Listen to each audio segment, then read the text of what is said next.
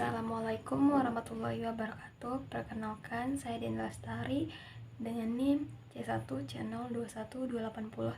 Di sini saya akan menjelaskan mengenai materi fikih zakat, di mana dalam mata kuliah akuntansi syariah, dosen pengampunya Ibu Nyimas Dian Maisyaro, SD MSAK.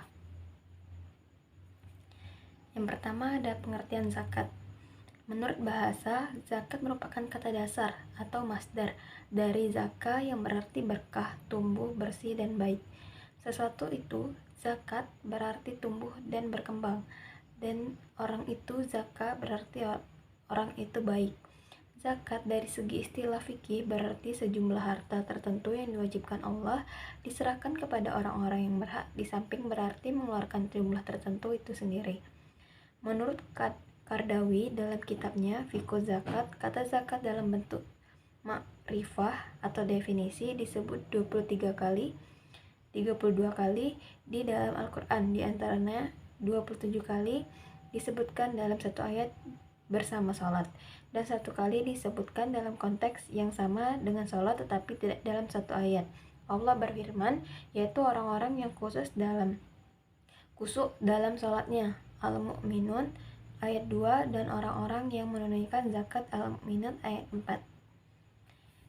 Sumber hukum zakat yang pertama dari Al-Quran.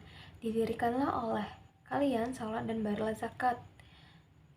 Ambillah zakat dari sebagian harta mereka, dan zakat itu kamu membersihkan dan mensucikan mereka. Quran Surah Al-Taubah Surah 103.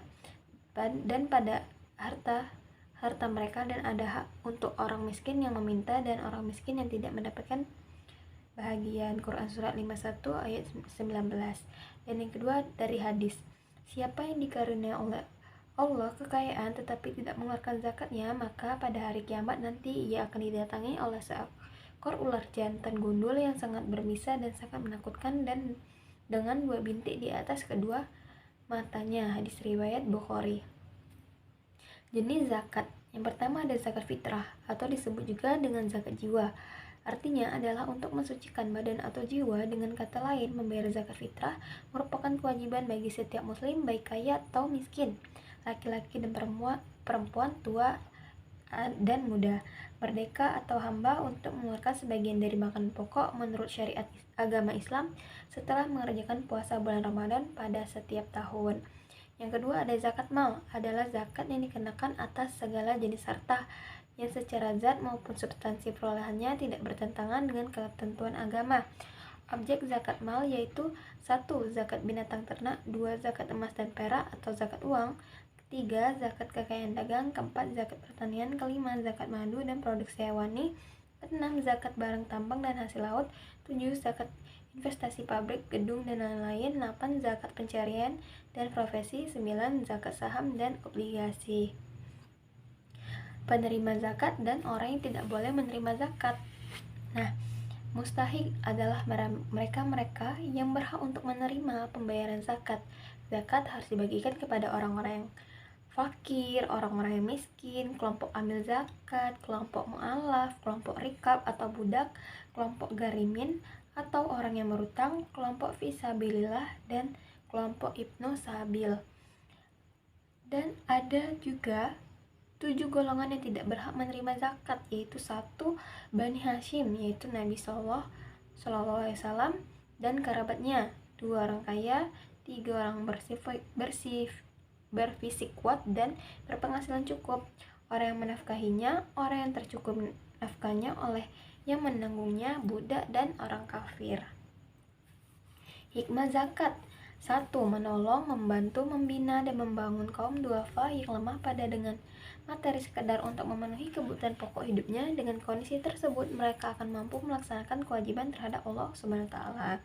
Yang kedua, memberantas penyakit iri hati, rasa benci dan dengki dari orang-orang yang sekitarnya berkehidupan cukup, apalagi mewah, sedang ia sendiri tak memiliki apa-apa dan tidak ada uluran tangan dari mereka atau orang kaya kepadanya. Yang ketiga, dapat mensucikan diri atau pribadi dari kotoran dosa, memurnikan jiwa, menumbuhkan akhlak mulia, menjadi murah hati, peka terhadap rasa kemanusiaan, dan mengikis sikap bakhil atau kikir serta serakah. Dengan begitu, akhirnya suasana ketenangan batin karena terbebas dari tuntutan Allah SWT dan kewajiban kemasyarakatan akan selalu melingkupi hati.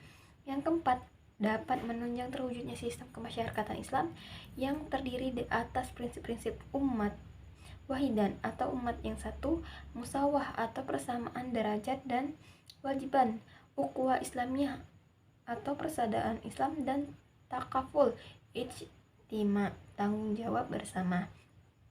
Terakhir, ini ada menjadi unsur penting dalam mewujudkan keseimbangan dalam distribusi harta dan keseimbangan tanggung jawab individu dalam masyarakat. Nah, ada perlakuan akuntansi PSAK 109. Sesuai dengan PSAK 109, laporan keuangan AMIL yang lengkap terdiri dari 1. Laporan posisi keuangan, 2. Laporan perubahan dana, 3. Laporan perubahan aset kelolaan, 4. Laporan arus kas, dan 5. Catatan atas laporan keuangan. Nah, sekian penjelasan materi mengenai zakat dari saya. Apabila ada salah kata, saya mohon maaf. Saya akhiri, wabillahi taufiq wal hidayah. Wassalamualaikum warahmatullahi wabarakatuh. Terima kasih.